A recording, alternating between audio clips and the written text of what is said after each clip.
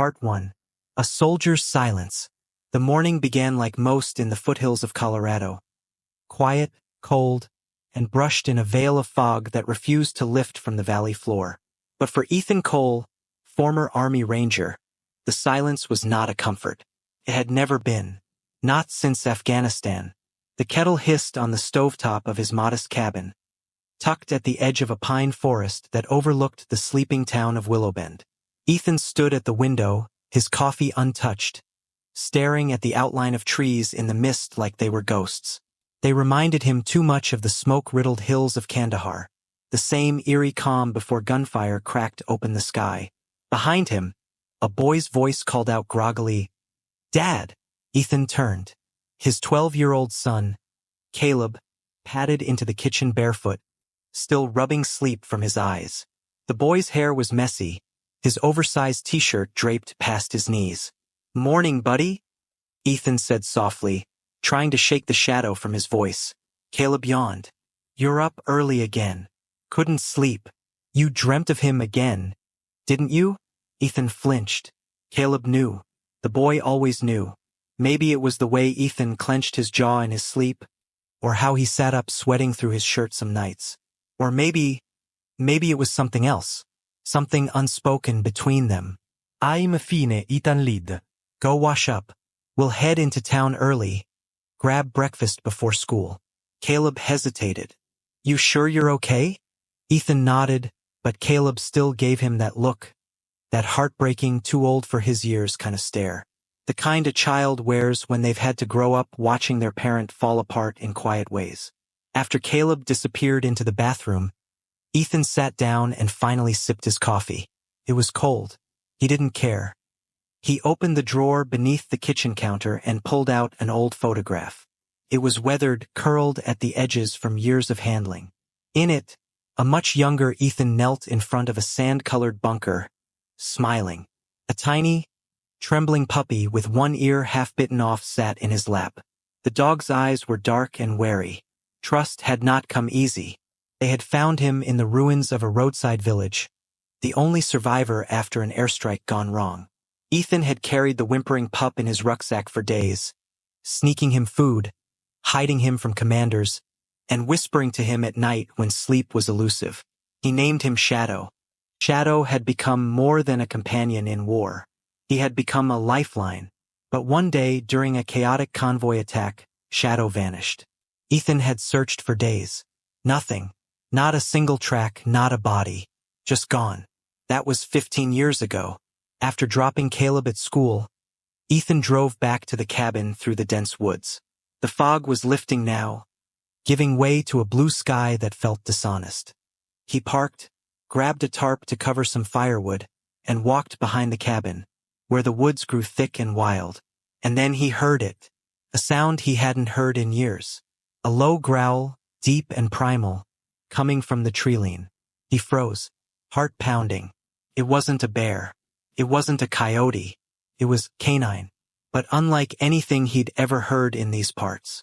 He turned slowly, hand instinctively reaching for the sidearm he kept clipped beneath his flannel shirt. But he saw nothing, just trees. Then a flicker of movement, a shadow in the corner of his eye. Then silence again. He stood still for a full minute, breathing hard, eyes sweeping the woods. Finally, he shook it off. "I'm losing it," he muttered to himself. But he wasn't. That night, Ethan tucked Caleb into bed. The boy had always been afraid of thunder, and the forecast warned of a storm. "Do you want me to leave the door open?" Ethan asked. Caleb shook his head. "I'm okay now." Ethan smiled faintly and brushed the boy's hair back. "I'm proud of you. Always." Caleb hesitated. "Can I ask you something?" "Sure. Is it true that dogs remember people forever? Even if it's been like years?" Ethan blinked. "Why do you ask?" "I dunno," Caleb said, staring at the ceiling. "I read it online. Some dogs even find their way back across whole states. Like, if their owner moves or something." Ethan didn't answer right away. His mind went back to the desert, to the rubble, to Shadow's last whimper before the chaos hit. "Yeah," he said quietly. "Some do. That night, the thunder came, and so did the scratching. Ethan bolted upright in bed. It was past midnight, rain hammering the metal roof in sheets. Lightning lit up the room in bursts. And then there it was again. Scratch, scratch, scratch, at the back door. He grabbed his flashlight and his sidearm and moved slowly through the cabin. The beam trembled slightly in his hand as he reached the door and flicked on the outside light. Nothing. Just the rain pounding the porch. The woods beyond, black and endless. Then he saw it, footprints. Paw prints, to be exact. Leading from the treeline to the porch. Big ones. Too big for a regular dog. And oddly familiar. The next day, Ethan couldn't focus. He called off work. Caleb went to school on the bus. And Ethan followed the prints. They led him into the forest behind the cabin. Down a ravine he hadn't walked in years. The trail twisted and vanished at times, but always returned, as though it wanted him to follow. It ended at an old tree, hollowed out and scorched by lightning long ago. Inside was a scrap of something, a torn piece of cloth, desert camo, military grade, blood-stained, burnt at the edges. Ethan staggered back like he'd been shot. He remembered that pattern, that scent. It was the shirt he'd wrapped Shadow in after pulling him from the rubble. He fell to his knees. His breath came in short gasps, fogging the cold air. How could this be here? His head spun. His heart thudded against his ribs like it was trying to escape. Then the growl came again. Behind him, Ethan turned, and what he saw made his blood run cold. A massive dog stood at the edge of the clearing, scarred, silent, motionless. His left ear was mangled, half bitten off. Its eyes were deep brown, almost human. Time froze. The storm in Ethan's chest broke loose. He dropped to his knees again, whispering the name. Shadow. The dog didn't move, didn't blink. Ethan took a step forward. Another. Shadow growled, but not in warning. In recognition. Ethan reached out his hand. The dog stared at him for a long moment. Then, without a sound, he turned and vanished into the woods. That night, Ethan couldn't sleep. His hands trembled as he tried to process what he'd seen. Caleb sat beside him on the porch, a blanket around his shoulders. Dad? Why are you shaking? Ethan looked into his son's eyes. He's back, he whispered. Who? The one I left behind. Caleb looked confused. But then something caught his attention. His head snapped to the left. Dad, look. Ethan turned. On the far end of the dirt road, near the treeline, a shape stood in the moonlight. Huge, still, watching, Shadow. But this time he wasn't alone. Another figure, smaller, stood beside him. A second dog?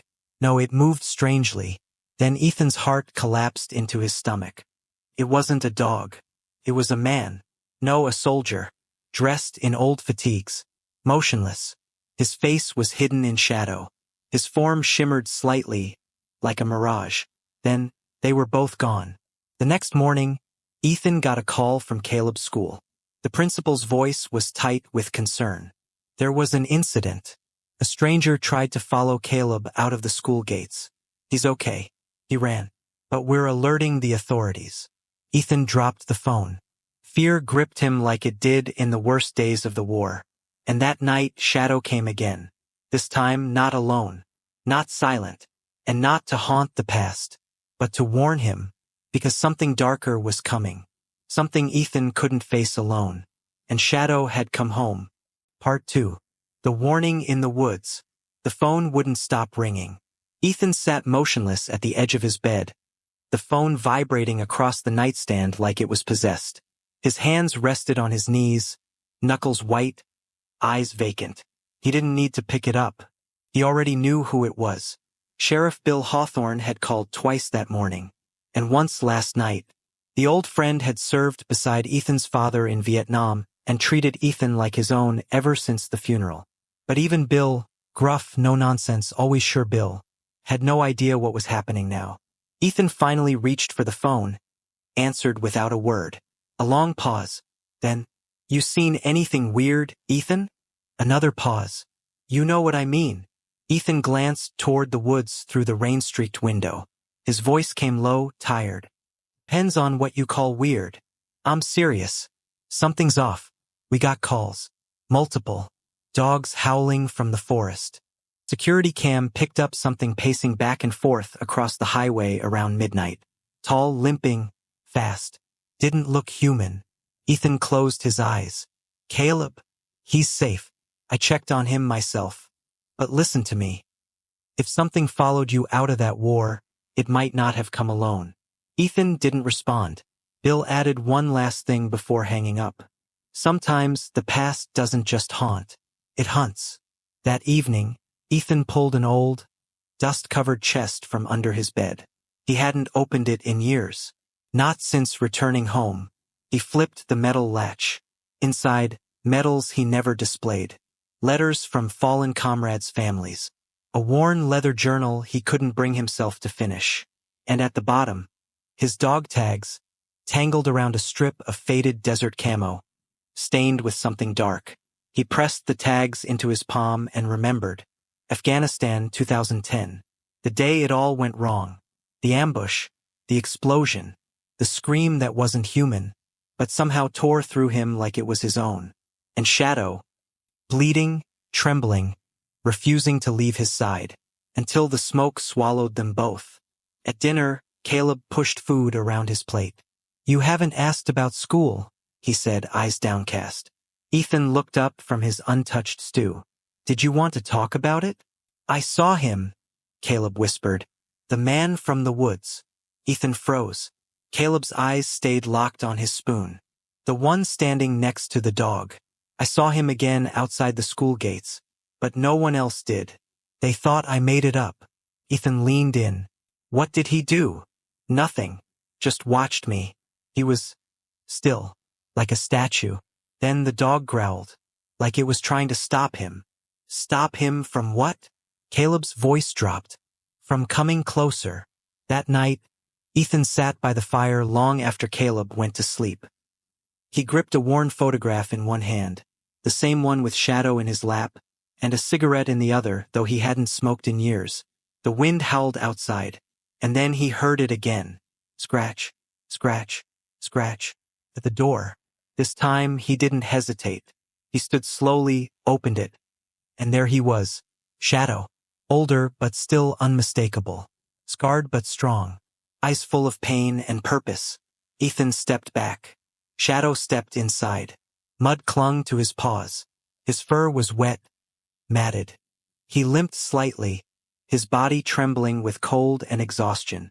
But his gaze was steady. Shadow? Ethan whispered, falling to his knees. The dog pressed his head to Ethan's chest. And Ethan, after all these years, let himself cry. When Caleb awoke the next morning, he found them on the porch, father and dog, watching the sunrise. Is it really him? The boy asked in awe. Ethan nodded. Caleb reached out cautiously. Shadow sniffed his hand, then licked it once, softly. Caleb smiled. I knew he was real. Ethan looked at his son. How did you know? Caleb shrugged. I saw him in my dreams before I ever saw him in real life. Like he was protecting me. Waiting. Ethan's stomach turned. Waiting for what? Caleb's face darkened. For something to come. Later that day, while Caleb was at school, Ethan drove into town with Shadow riding quietly in the back of the truck. People stared as he passed. Some waved, some whispered. No one missed the imposing, almost wolf-like dog with eyes that seemed to hold entire wars in them. He parked in front of the sheriff's office. Walked in, Shadow close behind. Bill Hawthorne stood up from his desk, chewing the end of a cigar. Well, I'll be damned. Ethan didn't speak. Bill approached slowly, staring into the dog's face. That's him, isn't it? Ethan nodded. Bill leaned closer. He doesn't look like he's here for a reunion. Ethan sighed. Something's out there, Bill, and it's looking for Caleb. The sheriff's face hardened. Why your boy? I don't know yet. They sat down. Ethan told him everything, what Caleb saw, what he heard, what he felt. Bill exhaled long and slow. You remember Sergeant Ramirez? Back in '09. Ethan tensed. Of course. He used to say dogs could see what we couldn't. Ghosts. Evil. That they don't just warn you, they stand between you and the things that want in. Ethan stared at the fire in the office hearth. Then I hope Shadow still remembers how to fight. That evening, as the wind picked up and the trees bent under its weight, Caleb sat on the living room floor, reading aloud from a book while Shadow lay curled beside him. Ethan cleaned a rifle on the table, his mind racing. Suddenly, the lights flickered. The radio, untouched, switched on by itself, tuning to static. And then a voice, distorted, broken. He belongs to me. The voice was not human. It wasn't even alive. Caleb screamed. Shadow stood in an instant, teeth bared, growling with a sound so deep it rattled the windows. The front door slammed open. Ethan grabbed the rifle, aimed it toward the threshold. But no one was there. Only a gust of wind. Only the scent of ash. They didn't sleep that night. Ethan stood guard. Shadow never left Caleb's side. And somewhere, just beyond the woods, a figure waited. Not to kill, but to take. Take what? Ethan didn't know. But the deeper truth, the one he was still afraid to admit, was that something happened in the war he never told anyone. Not his commanders. Not his son. Not even himself. And now it was coming back. Not for vengeance. Not even for justice. But to collect a debt. Part 3. The debt that followed him home. Ethan stood in the doorway, shotgun in hand, staring out into the darkness beyond the porch. Rain fell in sheets, thick and relentless, but it didn't mask the feeling creeping in from the trees. Presence. Watching. Shadow growled again. Low, primal, deep in his throat. His fur stood on end. Behind Ethan, Caleb clutched the edge of the couch, face pale, eyes locked on the empty doorway like something might step through any second. The boy's voice trembled. Dad? Is it the man again? Ethan didn't answer right away. He closed the door, bolted it, then knelt beside his son, placing a hand on the back of his neck. I don't know, Caleb, he whispered, but I won't let anything happen to you. You hear me? Caleb nodded, his small frame shaking. Shadow lay at their feet, eyes never blinking, his breathing slow and deliberate, waiting, like a soldier before the shot. The next morning brought a cruel kind of calm. The storm had passed. The air was heavy with pine and wet leaves, and the morning light broke through the trees in silent shafts. But Ethan couldn't shake the feeling. He walked the perimeter of the property, Shadow trailing behind him like a shadow literally reborn. They moved in silence, scanning every tree, every turn in the path, every possible entry point someone or something could use. At the edge of the eastern trail, Ethan stopped. Something had changed. The old warning sign he had nailed into a tree, private property, was gone. The nail still embedded in the bark, bent awkwardly. The sign itself shredded. Claw marks in the wood. Deep ones. He didn't mention it to Caleb. Not yet. At the sheriff's office, Ethan sat across from Bill Hawthorne again. This time he brought evidence. A strange photo taken by his motion sensor camera just after the storm had passed. It was blurry, but unmistakable. A silhouette. Manshapit. Towering. Shoulders hunched. Eyes glowing faintly. And beside it, something even stranger. A second shadow, darker than the trees, but with 4 legs and the suggestion of a muzzle. Ethan's hands trembled as Bill studied it. You remember the stories, don't you? Bill muttered. Ethan said nothing. Bill looked up, his face tired. About the war dogs. The ones that didn't make it back. The handlers who died, whose dogs were never found. They say some never left. That they wait, guarding what's left of their people. Even across the veil. Ethan shook his head. I don't believe in ghost stories. You should, Bill said grimly, sliding the photo back across the table. Because I think you brought one home. That night, Ethan opened his journal for the first time in years. The one he stopped writing after the incident. He sat by the fire, Shadow at his feet, Caleb upstairs trying to sleep. The wind whispered outside, brushing the walls like unseen fingertips. Ethan wrote, I remember the last mission. The one we don't speak of. The one buried under classified and locked behind metals no one wears. We were ordered into a village already burning. Intel said there were IED makers hiding inside a school. What we found instead were children. And a trap. We lost 2 men before the blast hit. I remember the heat, the pressure, the silence after. Shadow pulled me out. He dragged me, half dead, across rubble, through fire, to a crater behind a wall. That's when I saw the man.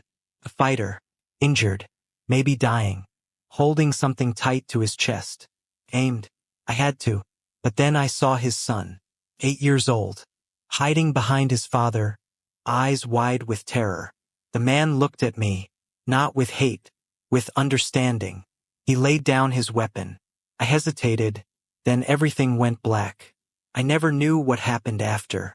They pulled me out 3 days later. Shadow was gone. But the boy's eyes, I never forgot. Later that night, Ethan stood in Caleb's room, watching him sleep. He was so still, his chest rising in soft, rhythmic waves. A child, peaceful, fragile. Then Shadow growled. Ethan turned.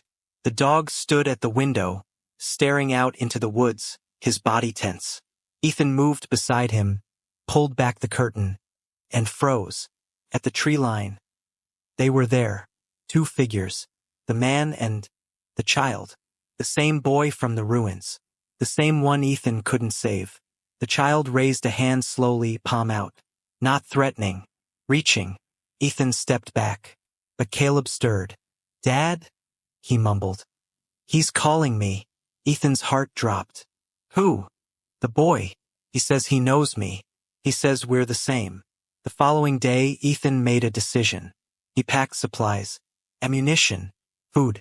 Medical gear. Caleb watched from the doorway. "Where are we going?" "Somewhere safe." "Where?" "I don't know yet. But far from here." Caleb looked at Shadow, who stood rigid at the porch. "He doesn't want to go." "I'm not asking." Ethan loaded Caleb into the truck, Shadow reluctantly jumping into the bed of the pickup. As the engine rumbled to life, Ethan glanced in the rearview mirror, and his blood turned to ice. In the back window, faint but visible in the fog, a word was scrawled across the glass in muddy streaks. "Debt." They didn't get far. 2 miles outside Willowbend, the truck died. No warning. Ethan tried restarting. Nothing. Even the radio refused to power on. He got out, lifted the hood. Everything was in place. But the air around him was wrong. Too still. Too cold. Then the trees rustled behind him. Shadow barked, ferocious and wild.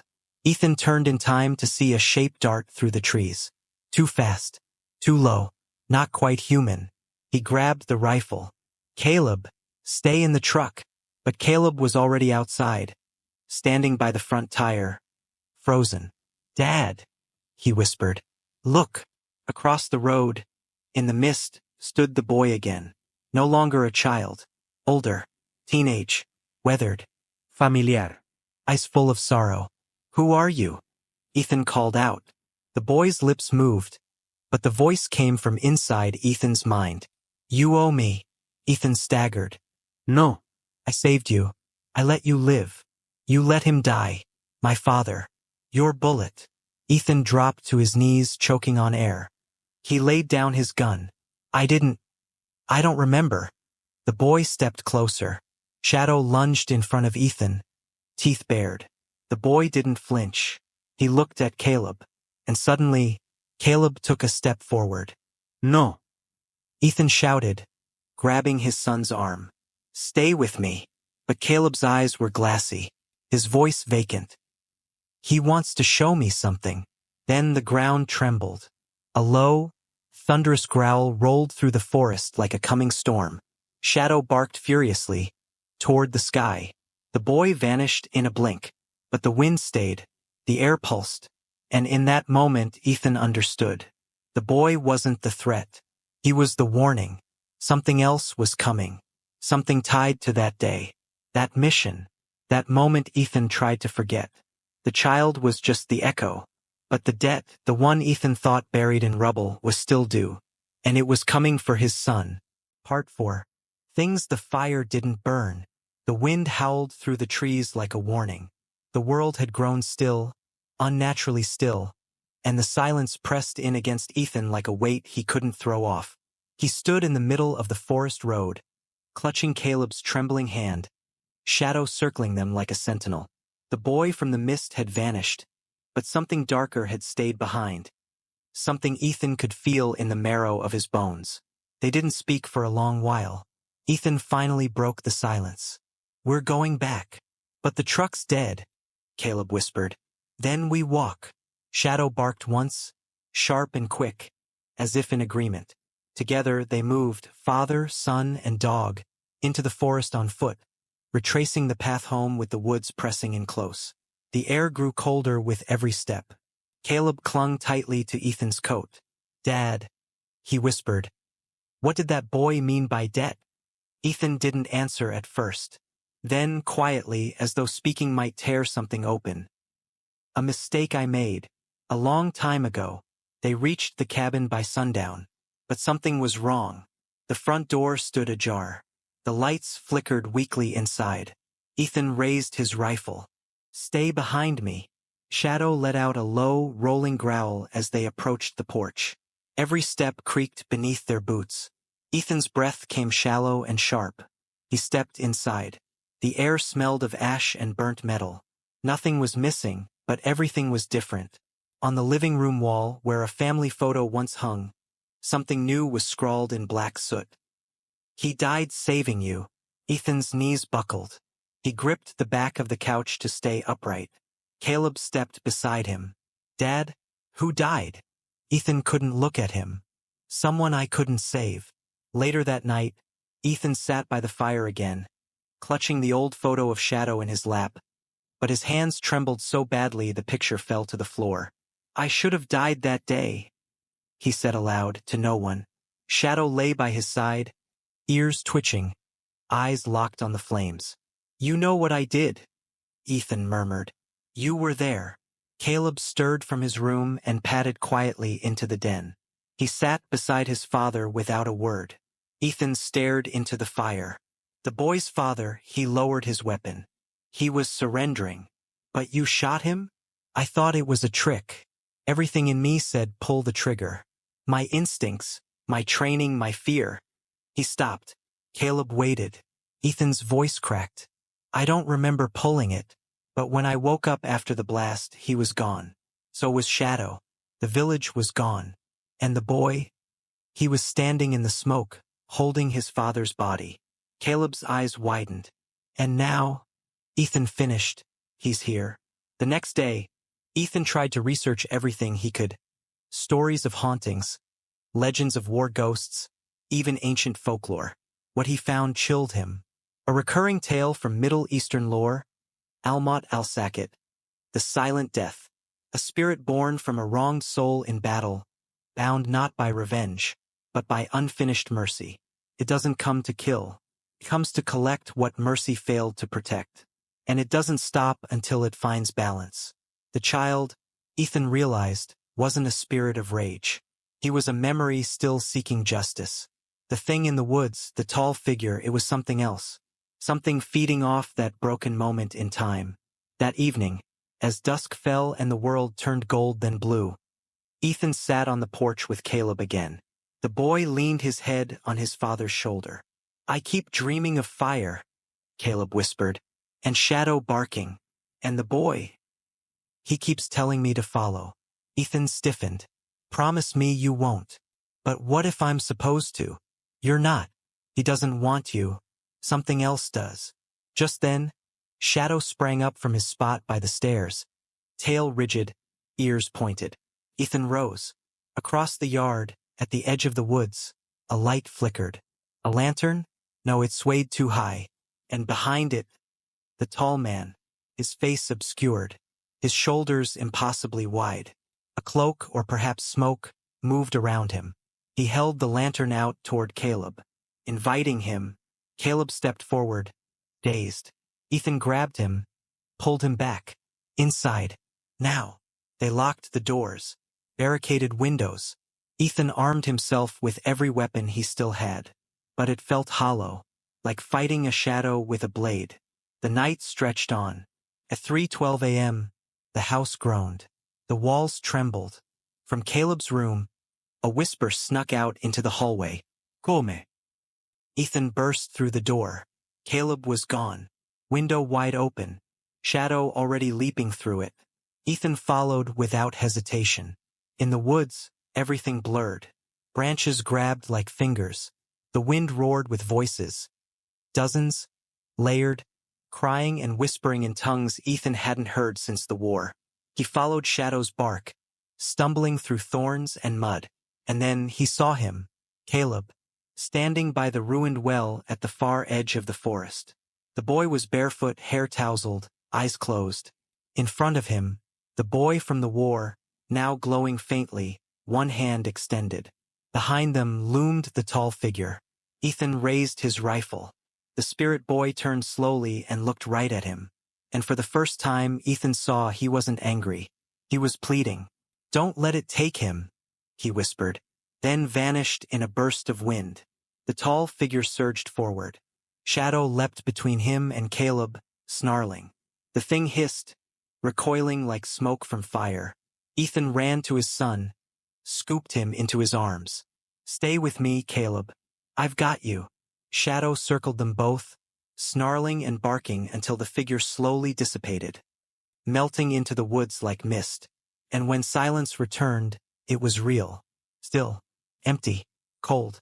They walked back to the cabin under the rising dawn, Ethan carrying Caleb in his arms, Shadow limping beside them. No one spoke. When they arrived, Ethan sat on the porch, Caleb wrapped in blankets, Shadow resting at their feet. "I think he was protecting us," Caleb said finally. Ethan nodded. "He was. But from what?" Ethan swallowed hard. "From something that was born the moment I failed to see mercy. Something I brought home." He looked at his son. "I'm going to fix it." That night, Ethan returned to the journal. This time, he didn't stop writing. He wrote every detail, every memory, every moment he'd buried. And when he finished, he placed the journal on the hearth. Then he built a fire. Shadow lay beside him, eyes tired but calm. "Do you think he forgave me?" Ethan asked. Fire cracked, and in that moment the photo on the mantel fell forward. Face down, Ethan walked over. He turned it around and found a second photo behind it. One he didn't remember placing there. It was the village, ruined. In the background, the boy and his father. The father had one hand on the boy's shoulder, and he was smiling. Ethan stared at it, breath caught in his chest. The past wasn't asking for vengeance. It was asking for truth. Part 5. The boy beneath the ashes. The morning after the forest encounter, the world felt strangely quiet. Like it, too, was waiting. Ethan moved slowly through the cabin, exhaustion soaking his bones. Caleb was still asleep, curled on the couch, his hand resting lightly on Shadow's side. The dog didn't move, didn't stir, but his ears twitched now and then, alert even in rest. Outside, a low fog clung to the pine trees, turning the world pale and dreamlike. But inside Ethan, there was no peace. He sat at the table with the second photograph in his hands, the one of the boy and his father, hidden behind the image of Shadow in the desert. He traced their faces with his thumb, his chest tightening with guilt. He remembered the moment now, not as a dream, not as a distortion, but clearly. He remembered the man lowering his weapon. He remembered lowering his own rifle in response. But then, a voice had shouted from behind. Command. Fire! Ethan hadn't obeyed, but someone else had. The explosion wasn't an enemy ambush. Came from their side. From his own team. Ethan called Bill Hawthorne later that morning. "I need records," Ethan said. "Records of what?" Operation Iron Sweep. March 2010. Kandahar Perimeter Village. "You remember the file. It's probably redacted." Bill went silent for a long time.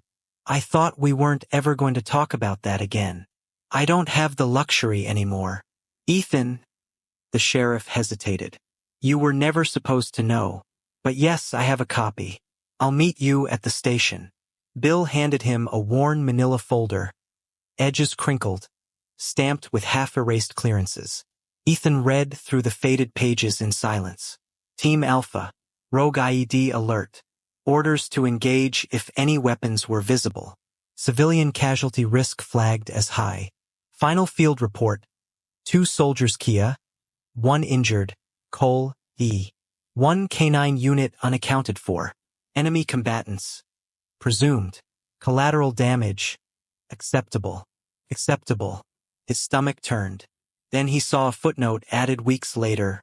Conflicting reports suggest civilians attempted surrender. No internal investigation pursued. That's it? Ethan asked. No names. Bill shook his head. They wanted it buried. They got what they wanted. But the boy survived, Ethan said. And now, Bill sat down heavily. Ethan, what you're dealing with, it's not vengeance. Not anymore. It's memory. Memory twisted by fire and grief and time. It's not about what you did. It's about what you couldn't stop. Ethan looked up. Then I need to find the place where it started. Not just the village. The real place. The first one. You sure? I don't have a choice. That evening, Ethan sat down with Caleb. I need to tell you something, he said. Caleb looked up from the blanket he was curled in, sensing the weight in his father's voice. I wasn't just a soldier, Ethan said. I was a witness to something awful, and I didn't stop it. I froze. Caleb was silent. Ethan continued. I saw a man surrender. He was trying to save his son. I didn't pull the trigger, but someone behind me did. I tried to stop them, but I was too late. And when I woke up, Shadow was gone. So was the boy's father. Only the boy remained. He didn't scream. He didn't cry. He just looked at me. And I've lived with that look every day since. Why didn't you ever tell anyone? Caleb asked quietly. I couldn't. I told myself it wasn't my fault. That I didn't fire. But that doesn't matter. Does it? I was there. I let it happen. Caleb put a hand on his father's arm. You didn't let it happen now, he said. You protected me. That night, Shadow grew restless. He paced the porch, whined softly. Ethan opened the door. The dog didn't move, just stood, staring out into the trees. Then, without warning, he bolted. Shadow! Ethan yelled, chasing after him. Caleb followed, flashlight in hand. They ran into the forest, breath frosting in the cold night. Ethan caught sight of him near the creek, standing perfectly still beside something, pile of earth, freshly turned. Ethan knelt, brushed back the wet soil. There, half-buried, was a child's bracelet. Plastic, blue, melted at one end. Ethan stared. I remember this, he murmured. It was the boy's, Caleb whispered. He wore it the day you saw him in the fire. Ethan picked it up. How did it get here? Shadow growled softly, and then the ground behind them shifted. A figure emerged from the mist. The boy, not glowing this time, not terrifying, just sad. I found it, Ethan said, holding out the bracelet. I remember now. What happened to your father? It wasn't your fault. The boy looked at Caleb, then back to Ethan, and spoke, his voice clear for the first time. He forgave you. I want to. Ethan felt something release inside his chest, like a rope uncoiling. The boy stepped forward. Caleb extended his hand. Their fingers brushed, and suddenly the forest howled. Not with wind, with pain. From the trees, the tall figure emerged, twisted, blackened, taller than before. Its eyes glowed white-hot. It wasn't the boy's father. It was something else. A manifestation of every moment Ethan had buried. Every scream, every shot, every burned village, every haunted silence. It lunged. Ethan pulled Caleb close, shielding him. Shadow leapt into the path, teeth bared. And the boy stepped forward, arms outstretched between the creature and the family. No more, he said, and the creature stopped. It writhed, shrieked, but couldn't pass. The boy turned to Ethan. It's not yours anymore. It's mine. And with that, he stepped into the dark and vanished, taking the thing with him. They stood in the forest for a long time, listening to the wind slowly return to normal. Caleb turned to Ethan, tears streaking his cheeks. "Is he gone?" Ethan nodded. "He found peace." Shadow licked Caleb's face, then Ethan's hand. And in that moment, Ethan finally believed they were safe. Later that night, Ethan placed the boy's bracelet on the mantel beside the two photographs. He whispered, "Thank you," and in the flicker of firelight, for just a second, the photo of Shadow shimmered. The same photo where a puppy once sat in a soldier's lap. But now, the image looked slightly different, as if the soldier was smiling a little more, as if the puppy's eyes were just a little less afraid. Part 6. When the wind carries names. The days that followed felt unfamiliar. Too quiet, too light, like something missing had been restored but left a hollow where pain used to be. Ethan noticed it first in his chest. The tension that had gripped him for 15 years was no longer there. It was as if his lungs had finally remembered how to breathe without bracing. Still, silence wasn't the same as peace. The bracelet stayed on the mantel. The photos remained untouched. But Caleb had questions, more now than before. "Where did he go?" he asked one morning at breakfast, pushing cereal around in his bowl without eating. Ethan folded the morning paper, mostly unread. "Who?" "The boy. The one who saved us." Ethan leaned back in his chair, rubbing a hand through his stubble. "I think he went wherever his father went. Somewhere that finally made sense." Caleb frowned. "But how do we know for sure?" "You don't," Ethan said softly. "But sometimes, not being afraid is the only answer we get." Later that afternoon, Ethan stood behind the cabin, kneeling at the spot where Shadow had uncovered the bracelet. The dirt was hard now, frozen over by the night air. Still, he dug. Not because he expected to find anything, but because it felt like something he had to do. A kind of penance. 6 inches down, his fingers brushed something solid. He paused, gently swept the soil away. It was a piece of burned wood, part of a school beam, he thought. Charred, brittle, but recognizable. Etched into its surface, barely visible beneath the soot, was a child's handwriting. Just one word, name. No name followed it. Ethan sat back on his heels, staring at the word until it blurred. That was it, wasn't it? The one thing the boy had never spoken, the thing Ethan had never known. His name. That evening, Ethan stood by the fireplace as the sun dipped beneath the trees. He turned the bracelet over in his fingers again and again. "I need to know who he was," he muttered to himself. "He deserves to be more than just a ghost." He reached for his laptop. For hours he scoured old field logs, local Afghan archives, humanitarian reports. Most were corrupted or sealed, but finally, one digital document loaded. An unofficial report filed by a UN aid worker weeks after the attack. It described a village partially destroyed. Survivors minimal. But one line stood out. One male child survived. Estimated age 8 to 9. Name unknown. Witnesses referred to him as Iskandar, though it may not have been his real name. Disappeared before evacuation teams arrived. Iskandar. Ethan whispered it aloud. And as he did, a soft breeze passed through the cabin, rattling the windows gently. The fire crackled, and Shadow, curled beside Caleb, lifted his head and let out a quiet whine, as if someone had been acknowledged. The next morning, Ethan packed a small backpack with supplies, slung it over his shoulder, and whistled for Shadow. "Where are you going?" Caleb asked from the porch. "There's something I need to do." "I'm coming too." Ethan shook his head. Not this time. But Caleb stepped forward, defiant in that quiet way he'd learned from his father. "I saw it too," he said. "I was there. I'm not scared." Ethan looked at his son, really looked at him, and realized that he was right. Caleb had faced things no child should, and yet he'd stood firm. His strength wasn't in defiance. It was in compassion. He nodded once. Then stay close. They followed a path Ethan hadn't walked in years. Up through the ridge trail, across the western slope, and deep into the pines, where the remnants of the old ranger training grounds still sat abandoned. It was where Ethan used to bring Shadow for drills after returning home. long before Caleb was born. Now, the place was overgrown, overtaken by moss and time. They reached a small clearing where a training dummy still stood, battered and weathered, bullet holes puncturing its foam chest.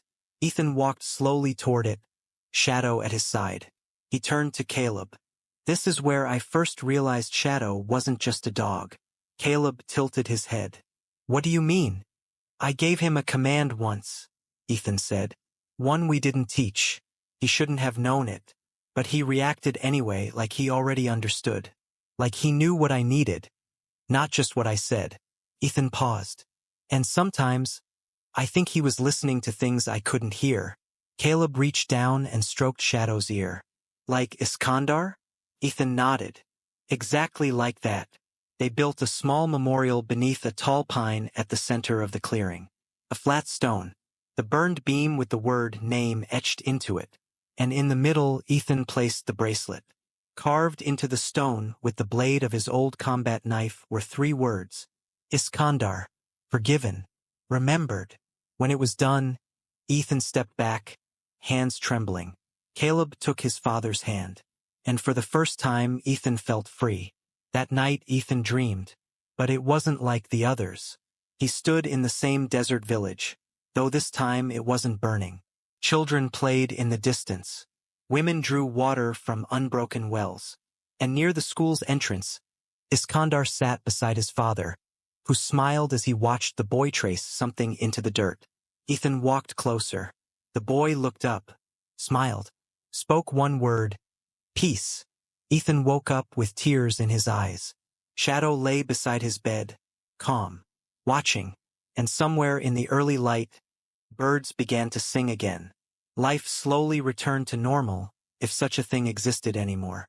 Ethan repaired the broken porch. He chopped wood again, not because it distracted him from memories, but because he wanted to.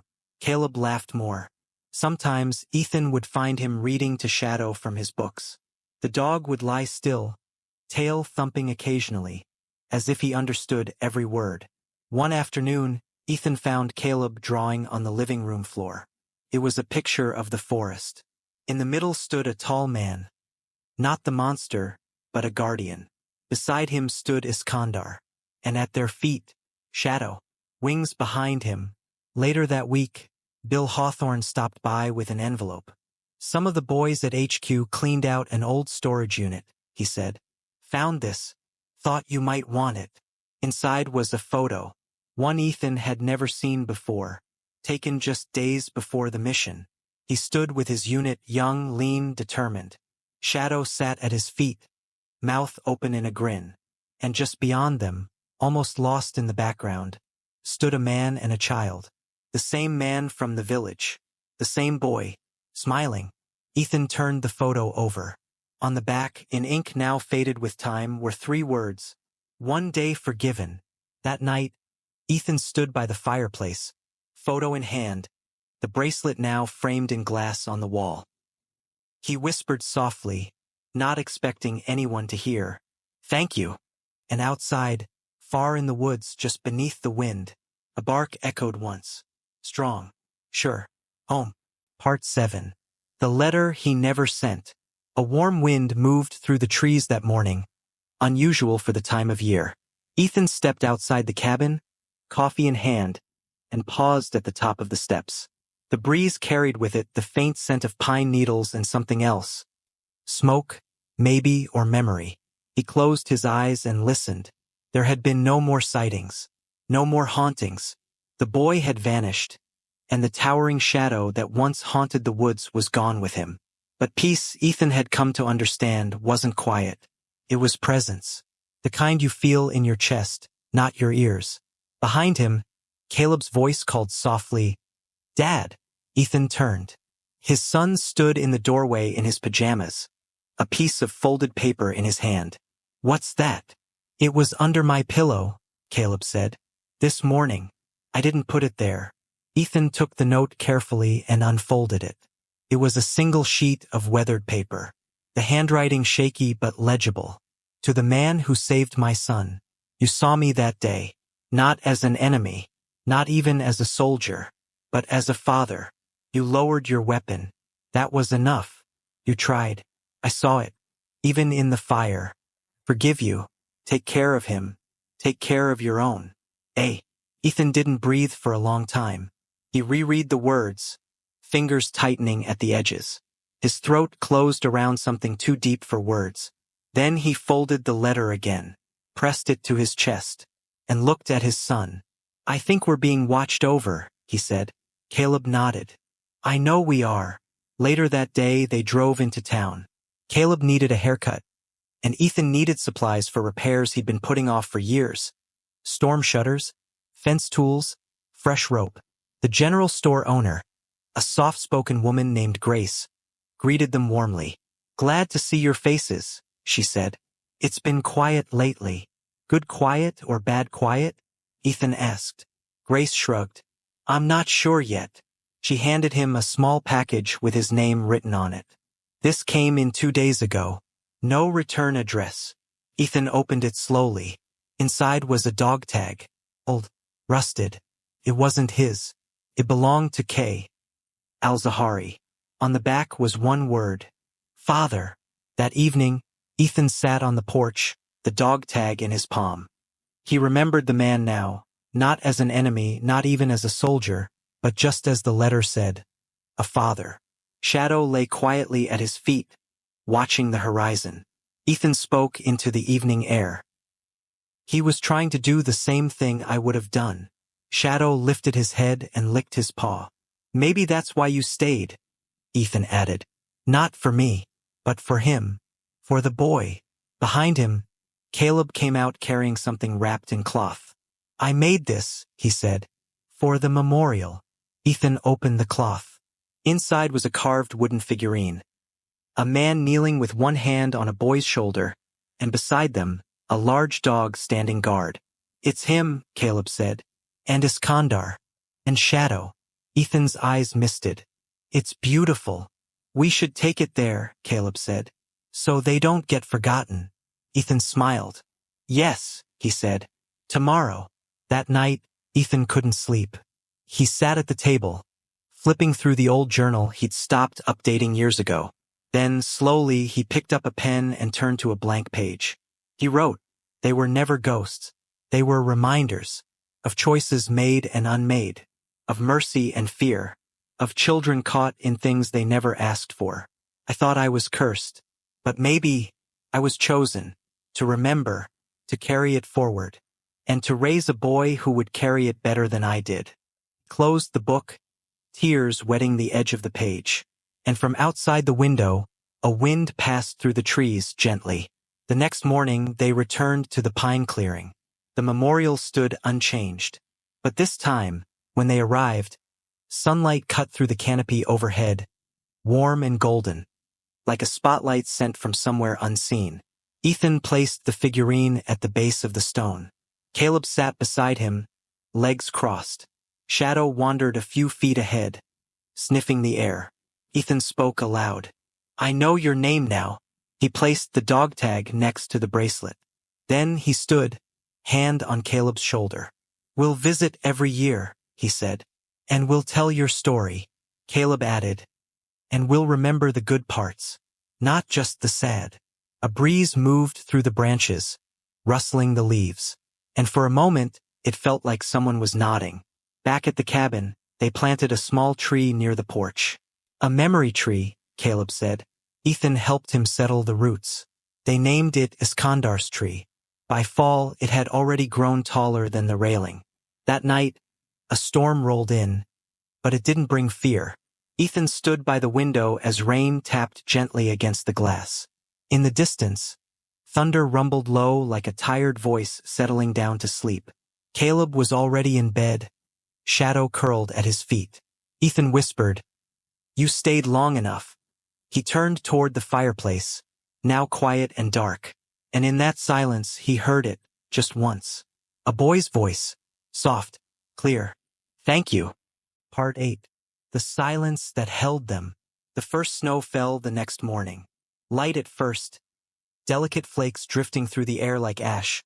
But by midday, the trees wore white coats and the cabin looked like a photograph from another life. Ethan stepped out onto the porch, coffee steaming in his mug, and pulled his flannel tighter across his chest. Caleb was already outside, bundled in a winter coat, his boots crunching in the snow. Shadow raced beside him, barking at the snowballs Caleb threw, tail wagging in wild figure eights. Ethan couldn't stop smiling. He'd forgotten what this kind of silence felt like, the peaceful kind. Not the haunted quiet that pressed down like memory, but the open hush of winter mornings and children's laughter. The kind of quiet that held no pain. The kind you could trust. They'd fallen into a new rhythm. Caleb was different now. Quieter in a thoughtful way, more aware, more present. He read more, wrote poems, sometimes sat outside at the memorial and whispered things Ethan never asked about. And Shadow, for all his age and scars, seemed younger, livelier, like something invisible had been lifted from his shoulders too. They took walks together in the woods, built a birdhouse, repaired the long-abandoned swing behind the cabin. For a while, the past stayed where it belonged. But grief doesn't vanish. It reshapes, moves quietly, and sometimes it visits in ways you least expect. One night, weeks after the first snow, Ethan found Caleb awake past midnight. The boy sat at the kitchen table, staring at a blank piece of paper, pencil unmoving in his hand. "Can't sleep?" Ethan asked. Caleb shook his head. "I was going to write a letter." "To who?" Caleb hesitated. "To Iskandar. I know he's not here, but it feels like he might hear me." Ethan sat beside him. "Then write it." Caleb frowned. "I don't know what to say." "Start with the truth," Ethan said. "That's all anyone wants to hear in the end." Caleb wrote in silence for nearly an hour. When he finished, he didn't read it aloud. He folded the paper and tucked it into an envelope. "Can I leave it at the tree tomorrow?" he asked. Ethan nodded. That night, Ethan stayed up long after Caleb went to bed. He sat in the living room, Shadow curled at his feet, the fire warm and low beside them. And he thought about his letter, the one he never wrote. The next morning, the snow had hardened into ice-crusted layers, but the sun glinted off the trees in dazzling beams. They hiked to the memorial in silence, the crunch of boots the only sound. Caleb knelt and placed the letter beneath the carved wooden figurine. No brister. No voice replied, but something settled in the air, a softness, like the forest exhaled. Ethan stood behind him, eyes misting, unsure why. Maybe because sometimes grief looks like love that's been left without a place to go. And today they'd given it a home. On the walk back, Ethan noticed Shadow limping slightly. "Getting older, huh, boy?" he said softly. Shadow barked once in defiance. Caleb laughed. "He'll outlive us all."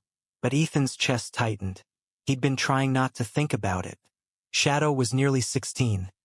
Ancient for a dog who'd lived through war and fire, through loss and resurrection. And while his spirit remained fierce, his body had begun to falter. That night, Shadow didn't finish his food. The days grew shorter, snow deeper, and on the third night of the new year, Shadow didn't come when Ethan called. Ethan found him in the woods, curled at the base of Iskandar's tree. His eyes met Ethan's as he approached. They were clear, peaceful. Ethan knelt beside him, pressed his forehead to Shadow's. "It's okay," he whispered. "You can rest now." Shadow closed his eyes and exhaled for the last time. They buried him beneath the tree just before sunrise. The earth was frozen, the digging slow and brutal. But Ethan and Caleb worked in silence, side by side. When they lowered Shadow's body into the ground, wrapped in his favorite blanket, his old chew toy beside him, Ethan felt something rupture in his chest. The dog that had carried his soul through hell was gone. Caleb placed a flat stone at the head of the grave, carved into it with a pocket knife. Shadow, warrior, guardian, friend. That night, the house felt impossibly still. Ethan couldn't sleep. He wandered through the cabin, touching things. Shadow's worn leash hanging by the door, the dog bowl now dry and spotless, the photo on the mantel where Shadow's eyes seemed to watch him still. Then he saw it. Something new. Propped beneath the framed bracelet was a second envelope. No stamp. No handwriting. Just one word on the outside, You. Ethan opened it. Inside, a single sheet of paper, the ink strange, too clean, too perfect. He stayed for you, not for guilt, not for fear. He stayed because he believed you would find your way. And you did. Now he's home too. I. The wind outside picked up, brushing the cabin walls like a soft voice. And for a moment, Ethan imagined he could hear shadows bark again. Just once. Echoing down the ridge. Not a warning. Not a call. Just farewell. Weeks passed. And life began again. Ethan built a second birdhouse with Caleb. They planted spring bulbs near the porch. Repainted the fence. Little things rooted in presence. In healing. And every few days they returned to the memorial. Sometimes they sat in silence. Sometimes they talked. Sometimes Caleb read aloud from the letter he'd written. And though the forest didn't reply, it listened. You could feel it. One morning, Ethan found a paw print on the porch. Fresh, pressed deep in the melting snow. Too large for any dog in the area. But familiar. Faced the door as if waiting. Ethan didn't chase it. Didn't call out. He just stood there and nodded. "Thank you," he whispered, and turned back inside. Part 9. Echoes in the wood grain. The days began to stretch again. Winter lost its bite, and the trees around the cabin shook free their frost. Ethan started leaving the windows open, just a crack, to let the breeze in. It smelled like thawing soil and pine bark, fresh and sharp and alive. In the stillness of the living room, Caleb was building something again. Wood scraps lay scattered across the floor, nails, string. A hand-cranked radio opened in pieces. He worked with the quiet focus of someone trying to put something together not just with tools, but with heart. "What are you making?" Ethan asked, kneeling beside him. "A box," Caleb said, not looking up. "What kind?" "One that plays something." "Music." Caleb nodded. "Sort of. It'll use the signal from the old radio tower. Just the static. But I figured, maybe the quiet isn't always just empty. Maybe something's inside it. Waiting." Ethan blinked. "That's a beautiful thought." Caleb paused, then looked up. I heard him again. Ethan's heart caught in his throat. "Where?" "Not with my ears. Just when I was asleep. I think it was Iskandar. He said not to be afraid of the quiet anymore. That silence was how he knew we were listening." That night, Ethan returned to the place he hadn't been since Shadow's burial. The tree stood tall now, branches heavier, needles fuller. Time had gathered around it in small, invisible ways. Ethan sat at its base, facing the small figurines still nestled at the foot of the memorial stone. The carved dog's ears had worn down from the weather, but its posture remained proud. In his coat pocket, Ethan carried something new, the dog tag from Al-Zahari. He placed it on the stone. A final piece. No more secrets. Only remembrance. As he sat in the fading twilight, the air changed. Not colder. Not darker. Just denser. Like memory returned in waves. And then, a flicker of movement. He didn't jump. He didn't run. He just watched. There, beyond the tree-line, in the gold shimmer of dusk, the boy, not a child. Not the haunted version from before. Just a teenager now, whole and calm, standing beside a large, black-furred dog with knowing eyes. Shadow. Whole again. The boy looked at Ethan, expression peaceful. He lifted a hand not to beckon, just to acknowledge. Ethan stood, placed his hand over his heart. "I see you," he whispered, and just like that, they were gone. He didn't tell Caleb about it right away. It didn't feel necessary.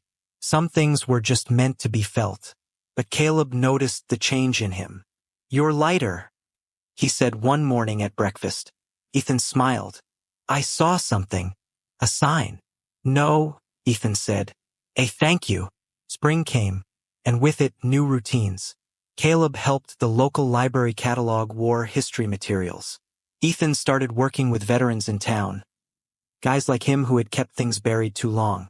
He told his story once, and then once more, and soon others started sharing theirs.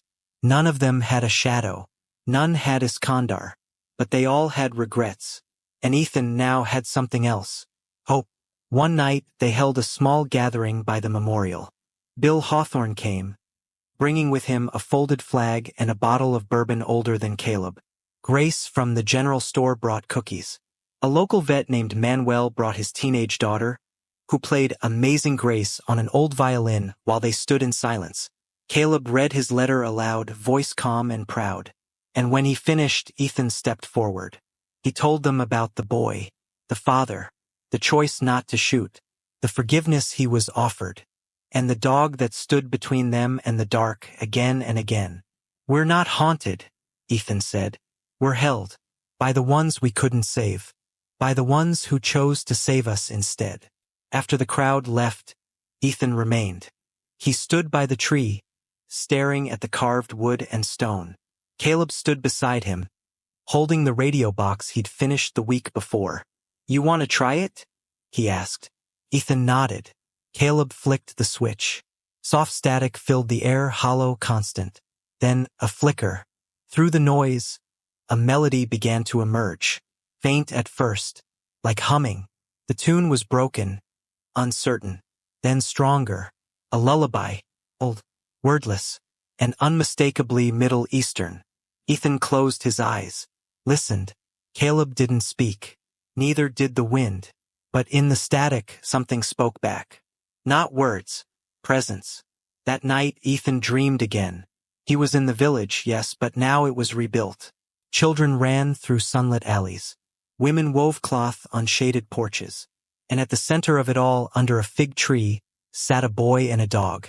Shadow. Iskandar looked up at Ethan and smiled. He pointed toward the hills behind the village. Ethan turned and saw Caleb standing at the crest of a hill, older, taller, proud. Then a voice, Ethan's own, spoke in the dream. "We don't raise them to forget our pain. We raise them to carry what matters forward." Ethan woke with tears on his cheeks. Not from sorrow, from release. In the morning, he opened his journal one final time. The last entry read, "Shadow's mission wasn't finished in war. Finished here. In peace. In love. In the hand of a boy reaching toward another."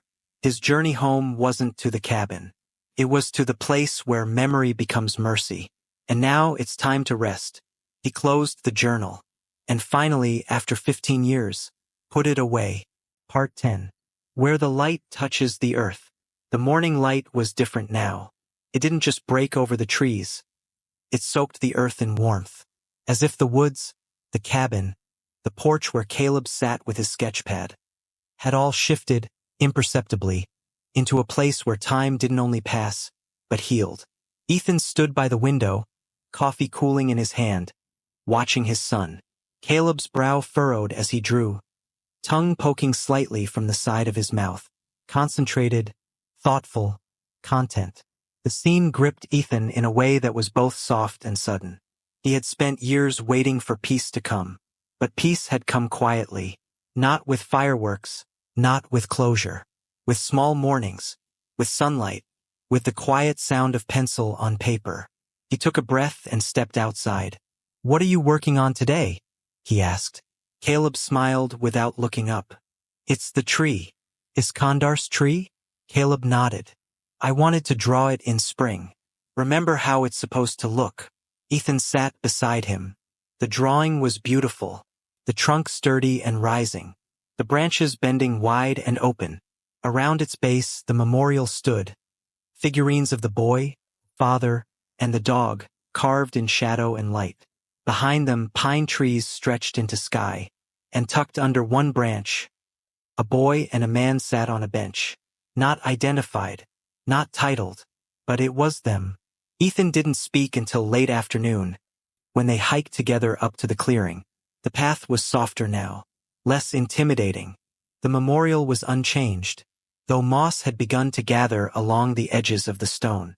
Ethan knelt. "I've spent so many years being afraid to name what happened," he said, "and now, I'm afraid to let go of it." Caleb placed the drawing gently beside the figurine. "You don't have to let it go," he said. "You just have to share it." Ethan looked at him. Caleb shrugged. "It's yours. But now it's mine too. We carry it together." That night, something stirred in the wind again. Ethan sat alone on the porch, wrapped in a blanket. He wasn't waiting, not like before. He was simply listening. And then, it came. Not a voice, not a figure, just the feeling of Shadow's paw on the old wooden planks, of Iskandar's eyes in the dusk, of the father, standing with his hands behind his back, calm, proud, forgiving. Ethan whispered into the stillness, "I will never forget." The wind moved gently through the trees, like a hand brushing through hair, and he knew they heard. In the weeks that followed, life deepened, not just resumed. Caleb's radio box caught local whispers of shortwave poetry and old broadcast fragments. He painted a mural on the inside wall of the cabin. The village in sunlight, shadow curled in a field of wheat. Ethan planted vegetables for the first time. The soil turned soft under his hands, and people from town began visiting more. Veterans, writers, one mother who had lost a son in Iraq. They sat on the porch with Ethan and Caleb, drinking strong coffee and sharing stories that had never left their lips before. The cabin was no longer a fortress. It was a threshold. One warm April morning, Grace from the general store showed up with an envelope. "This came through the old VFW archive," she said. "It's something you should see." Inside was a yellowed sheet of paper, barely held together by tape and time. It was written in Arabic, but attached was a translated note, scanned, probably by someone overseas. It read, "To whomever finds this, if you knew the man with the kind eyes who tried to stop what happened to my father, tell him this. I do not hate him. I hope he has a son. I hope they are safe. I hope the dog came back. Iskandar." Written in the camp, 2011. Ethan sat with the paper in his lap for nearly an hour. He didn't cry, not because he wasn't moved, but because he finally felt still. Caleb sat beside him quietly, shoulder to shoulder. They watched the sun rise over the trees. Later that day, they carved a second stone and placed it next to Shadow's. It was smaller. It bore one word, Iskandar, hope, forgiveness, light. Beneath it, Caleb placed the radio box, still tuned to static, which occasionally hummed like breath. That evening, Ethan wrote one last journal entry. "There are no ghosts here anymore. Only stories. Only trees that grew taller because of what was buried beneath them. Only a boy who became my son, and another who reminded me that mercy does not end with death. Shadow returned not to protect me from my past, but to show me it wasn't all darkness, that there were still pieces worth carrying forward. I was saved by a dog, yes, but also by a boy I never got to name until now. Thank you, Iskandar. Thank you for letting me live. Thank you for saving my son." He closed the journal, and this time burned it, not in anger, not to forget, but to release. Years passed. Caleb grew tall and broad-shouldered, his hair always slightly messy, his voice steady and kind. He spoke at schools about legacy and healing. He became a teacher, a builder of stories, a quiet force of good. And once, when asked where he learned the most important thing in his life, he simply said, "From a dog that came back from war, from a father who learned how to listen, and from a boy who never spoke, but forgave the world anyway." At the edge of the forest, where the trees grow thick and tall, a bench sits under a pine tree with a small carving etched into the wood. Where the light touches the earth, we are seen. And sometimes, just sometimes, when the wind is right and the silence hums, you'll hear it. A bark, a laugh, a whisper in the leaves. He's home now.